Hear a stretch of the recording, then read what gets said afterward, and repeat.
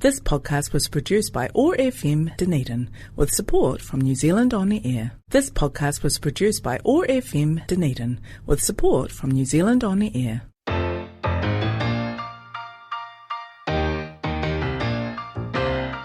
Ever wonder about the stories of the women around you? We wanted to create an intentional space for women to share the wisdom they have gained through life experiences. Tune in to be in awe of some of the Wonder Women in our midst. Wondering Women on OAR FM Dunedin. Kia ora, listeners. You're tuning in to Wondering Woman. I'm your host today, Emma Hamilton, and I'm really excited today to have special guest Abby Fleur on the show. Let me turn your mic on. Oh, yeah. Kia ora. So I met, Abby was actually one of the first people I met in Dunedin back in November. I don't know if you knew that, and I met her because my former flatmate took me along to this Lucky Pot potluck. And there was just like so much delicious food on the table when we walked in. There was a swan somewhere on the property. Was that the day we butchered the swan? It was the day that you butchered the swan. What an intro. I should say we lovingly and prayerfully gave the swan's body future life. Yes. Yeah, by preserving its natural gifts. So wonderful. And there were clothes all over the lounge. There was a clothing swap going on. And then I just remember ending up on the sofa chatting with Abby and just having some really nice chats. And I remember I had been saying, like, I play the guitar. I really was itching to play. And there was, surely a guitar sitting on the other side of the room. And you were like, why don't you have it? I mean, it was like burned on the first two frets and it had 5 strings, but yes, I've actually been playing that guitar ever since. Oh, that's fabulous. So generous to have me over, share food and fun with me. And since then, I've been lucky to see you play music too at Inch Bar. Yes. Sing Nora Jones, Nico Case. Oh, I love that you know Nico Case. Yeah, Jeff Buckley, Florence and the Machine, just so beautifully. So I'm hoping today we can talk about some of the creative things Abby has been up to or wherever this free-flowing cup of tea, as you said, conversation goes, we'll chat about. So that's how I know Abby, but Abby, I'd love for you to introduce yourself, how you please, to the listeners too. Yeah. Oh, that was so lovely to have you there at that. It was indeed a lucky potluck because we don't often have people around and can be quite insular and hermited and in our sanctuary. So, yeah, very lucky to cross paths. Creatively, I do so many things. Lately I've been working on the Midwinter Carnival, which is coming up tomorrow, Friday and Saturday at the First Church, although by the time this airs it will be a magical memory. True. But yeah, I've been running the lantern workshops that we do publicly, and we get kids and families, and I love it when grown-ups come in as well to make a lantern on their date night or whatever. It's really cute. Yeah, music, clothes. I've got a new studio. We've got a wee studio in Kaikarai Valley near Bloom, which is a space we're slowly working on and incubating all the things that come along with that. And yeah, every day there's different creative things to be attended to. That's what we don't know each other super well, but that's what I've gathered is just you're into many creative endeavors. And it's true. Yeah. I guess maybe I should ask, what, I don't know, was there a certain form of art that you were originally drawn to, or have you always been into many different ways of creative expression and craft? Well, I came to Dunedin to go to the art school here, which is the oldest art school in New Zealand, actually, and they have a cool sculpture department. And I went there, actually, I was 2 years into quite a life-changing brain injury that I had at the age of 16. So I went away from the more academic path because I was struggling to read and write and deal with like brain fatigue and pain. So I was like, oh yeah, I'll go to art school, as I've always been also very creative. And yeah, the sculpture department really helped me physically think about projects and steps and like how to put things together. And I just had an instinct that doing the sculpture processes would actually help put my brain back together. So although that was a really hard time and a time of illness during that study, that was amazing. That was like 10, 12 years ago now. Shout out to Dunedin School of Art.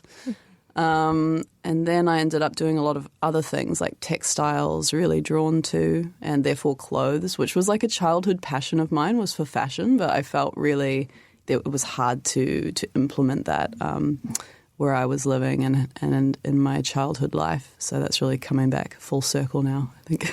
Yeah. Yeah. Wow. I had no idea about your medical past. Yeah. Wow.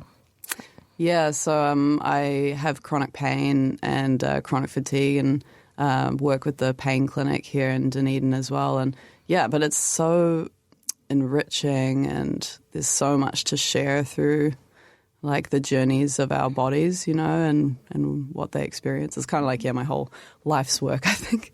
Yeah. So last year I ended up studying creative art therapy, which is like, yeah, a therapeutic approach to art. But art in itself is so therapeutic. It runs, yeah, pretty deep. Yeah. You mentioned that was such a cool way of, like, you were talking about your sculpture studies and, like, putting things together in a process and relating that to, like, your mind and your injury. I don't know. Can you say more about that? Or and also I'm wondering, like, has that incident been a source of inspiration for your art? Yeah, certainly. Yeah. Lately I was finding out some research about studies they're doing with like returned veterans and people experiencing PTSD and things like stitching, embroidery and crochet. They're finding have incredible regulatory like effects on people in so many different ways. And I love to stitch. I've gotten really into embroidery. Although at first I was like, oh, this is so difficult. But yeah, being able to zone in. And also to do with the brain as it ages, making things with your hands. I mean, it's like our ancient human history, right? Using our hands to create. That keeps us alive and young in so many ways. Yeah. Because the whole mind, body, everything's just one big, beautiful stream of... Yeah, all connected. Yeah. Yeah, and that experience has definitely defined my life in some ways and led me down some strange and interesting paths. And yeah. Wow. A lot of inspiration.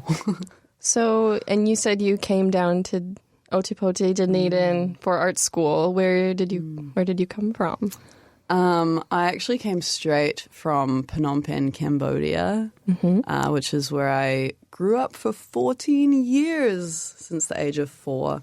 So, yeah, it was quite a culture shock in many ways coming to Dunedin, even though I'm New Zealand born with New Zealand born parents. Yeah, big journeys.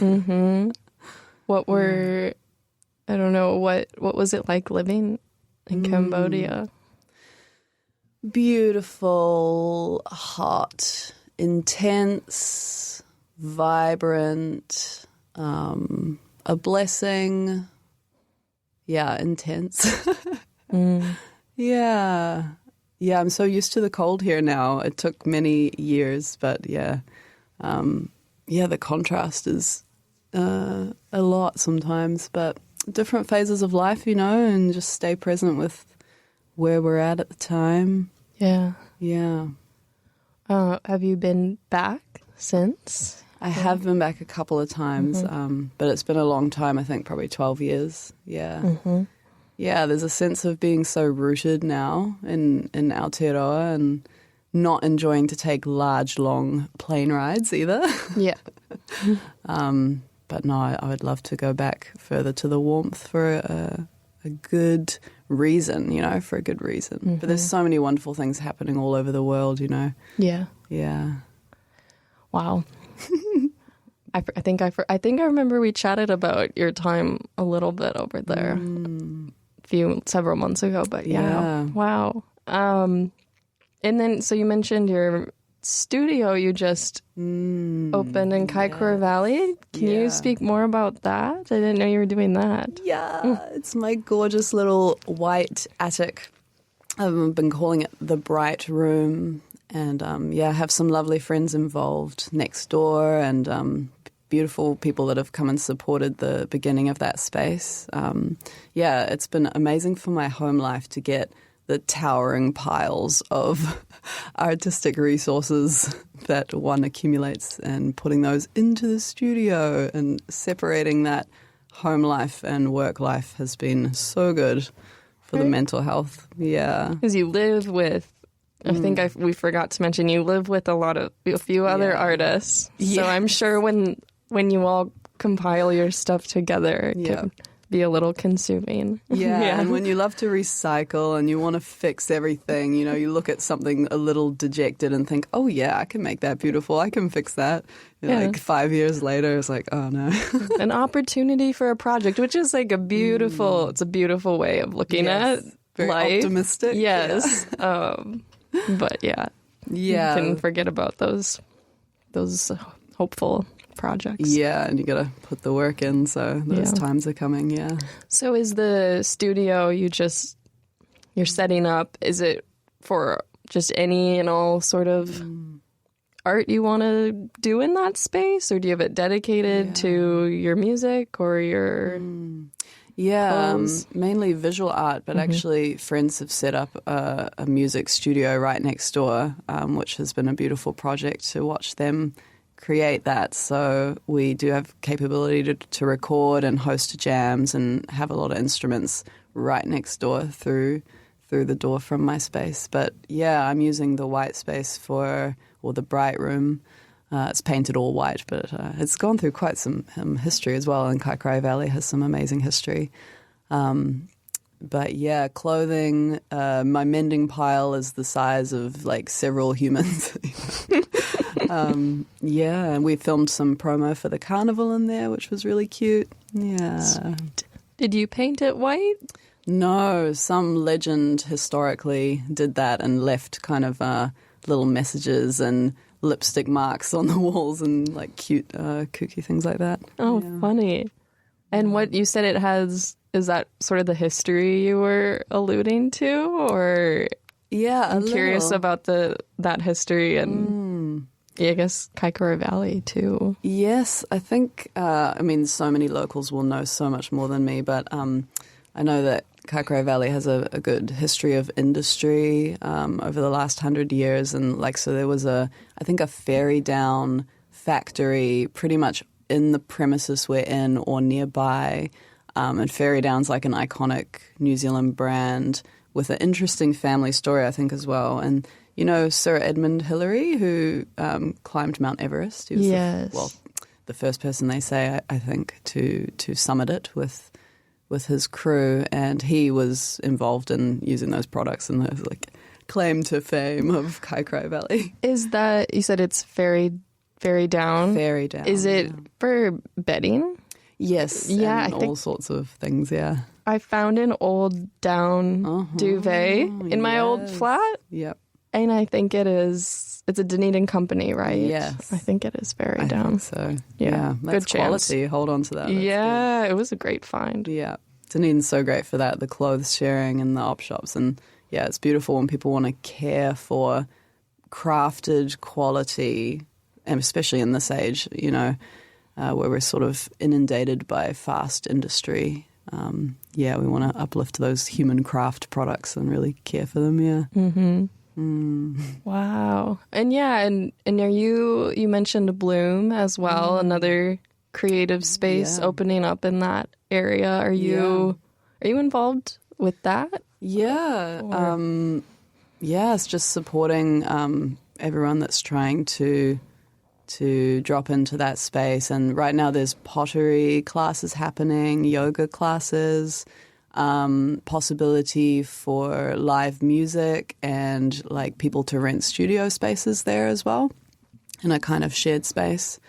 So it's kind of slow, we're acquiring and meeting people and holding little craft nights, which was so wonderful. Shout out to Miller for perpetuating the craft night. But we didn't know if anyone was going to show up, and having, people that none of us knew just be brave enough to come to the space to sit together and quietly craft was so beautiful. It was like, wow, people are wonderful. Yeah.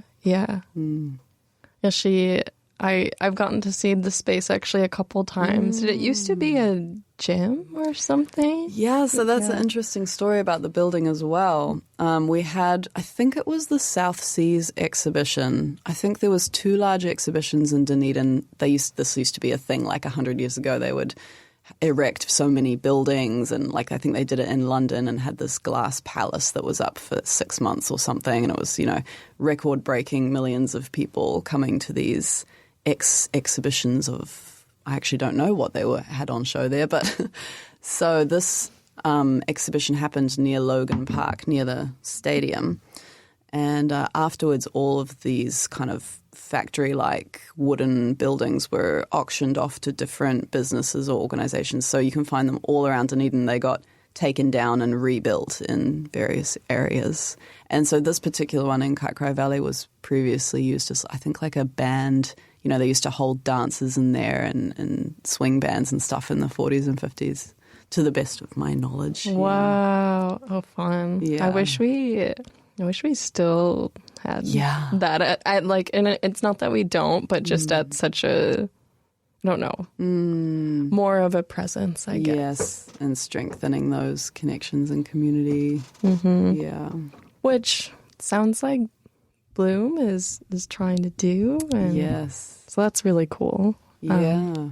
Get in touch if anyone wants to collaborate and use the space. Yeah, you can find it Bloom_Dunedin on Instagram or on Facebook. Yeah. Oh, great. I love the name too. Yes. Yeah. Yeah, that was a beautiful, as soon as I heard that too, I was like, oh, I want to be involved. Yeah. I want to bloom. Yeah, it's Bloom. You just mentioned collaboration. I'm curious if when you create, like, what do you think the role is of collaboration? Do you like to collaborate with your art, or do you prefer to create on your own?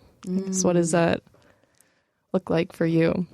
Yeah, that's a good question, because it's such a mix, and I think it can be such a tender thing as well, and it depends what discipline as well. Like music collaboration, I sort of have like a different set of emotional baggage around that. But yeah, in that is like totally opportunities to try a new way and create beauty. Yeah, so some wonderful friends collaborating a little bit on music. Music's very slow for me right now, but I'm hoping to bring it to the forefront more. And visually, my lovely friend Natalie Cheetham, who's a local illustrator as well, she was helping me with the lanterns, and she designed our Kiwi lantern. And I love it when these things just happen and someone does something beautiful and someone else is like, wow, that's beautiful. And then things spring off from that with just an open mind. And yeah, she's a beautiful illustrator. Yes. Yeah, I remember actually being in Bloom for I think it was maybe their opening event, and and walking around looking at all the art, which was beautiful. But I was just kind of stuck in this corner. Yeah, and I was like, I like this, the fun corner. Yes, with the children's books and I look at the name and it's Natalie. And it's like, oh, of course, I know her. I know her. Yeah, very talented. Wow. Yeah, and I guess another thing that has come up when we've chatted, we don't have much time left, but as you're involved with festivals as well in New Zealand. I'm just wondering, which are you currently, is that something that you're currently working on or taking a break from that? Yeah, I think when the right opportunities, come around, And with festivals, it's kind of great because you can be involved as much or as little, as you want. You can jump in and join the fray, or you can sit back and watch and help from a more, seated position. But yeah, my family has been involved up north with the Festival in Auckland for a few years. My mum has been directing the art program for a number of years, and so I've started to help her with that, which is, I guess, a lot of admin, a lot of relationship building, a lot of thinking really practically, like, okay, if we put this thing in a field, like, what does it need to, like, function, or, like, what are the hazards, and how can we make this work for people, like, for the artists that are bringing their work and their time, and and we also have our local circus arts music festival, Circulation. Shout out Circulation. Has also been running for a long time. We're actually taking a break this year. The amazing crew that runs that is also involved with, a lot of other events nationwide and do really amazing work making events happen. So, yeah, shout out to all those people working on events. It's hectic. Yeah. But it brings such beauty and such change to people's lives, I think. Hence why they call them, I guess, transformational festivals. But just like a new social space to be in, a little bit of a cultural melting pot and experiment. Yeah. Totally. Yeah, I've never been to like a proper festival here, but from my understanding, like just from what I hear from people, and I guess I've been to some events that are like people like this is like be like a mini festival. Cute, yeah. But it just seems so unique. I don't know, unlike anything I've really witnessed or heard about back home in the States. And I don't know, do you feel like the festival culture in New Zealand is unique, or? Actually, in a way, no. Like, of course it is, because it's got such a New Zealand flavor, and in a way we're such a small country compared to many others. So yeah, there's definitely always a flavor to the community. But transformational festivals, I guess as they call them, are kind of a global phenomenon now. Especially in the last 20 years. But it's almost sort of an outgrowth of community rituals that have always been happening, decades and decades back. And it depends on the aim of that particular festival. But, Australia has an amazing scene. America certainly does as well. And I know across America there's a lot of more grassroots community events as well that can be less sort of the energy is more down to the ground, I would say, than up, shaking in the air. Yeah, I just feel like when I think of how people would think of festivals back home, it's like those big music festivals, and just I feel like sometimes those, when they get so large, lose that sense of community and knowledge and ritual sharing. But maybe it's just like you're saying, there's those smaller ones that you kind of just have to find. Yeah. And I guess even the big ones, like a living organism that even when it's really big, it becomes pockets of smaller organisms. And but shedding a tear for the people at the top of managing that whole amazing superheroes.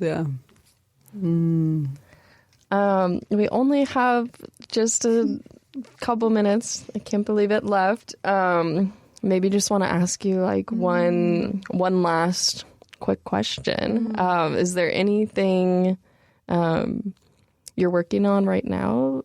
I know you said you're working on the Midwinter Carnival. Could be that, but anything you're working on right now that you're really excited about, or maybe is really challenging you? Just anything you want to share about what you're working on? Yeah, my spiritual life and my health. Yeah, it's a constant. Working on not doing, funnily enough. You know, the state of receiving, because I'm a chronic doer, you could say. So there's a lot to be learned there. As soon as a project ends, like the carnival now, for example, it's oh, what's next? And so I'm really trying to take that space and connect a bit more. What is doing less look like for you, or what do you like to do to take care of yourself? Getting on the yoga mat, no matter what happens on the yoga mat, is positive usually. And I have to say it's a rare occurrence for me in the battle with pain and facing what's there, I guess. So just being still. Mm-hmm. I love that. I'm on the yoga mat no matter what happens. Yeah. It's beautiful. Well, I think that's all the time we have. Yeah, kia ora. You're a great interviewer. Oh, It's nice thank to see you. Yeah, it was so lovely to have you on, Abby. I feel like we could just keep chatting and chatting. But thank you so much for sharing about your art, your health journey, your knowledge about the local history and community. Yeah, thank you so much for taking the time to be on this show. Yeah, let's chat more. Yeah. All right. Cheers. You're listening to OAR FM Dunedin. This is Wandering Woman. Thank you for tuning in, listeners, and I hope that you all have a lovely Sunday. Until next time.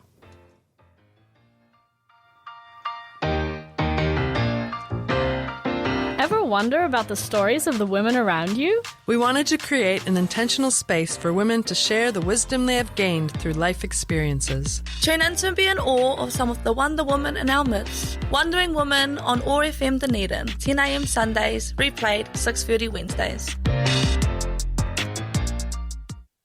This podcast was produced by OAR FM Dunedin with support from New Zealand On Air. This podcast was produced by OAR FM Dunedin with support from New Zealand On Air.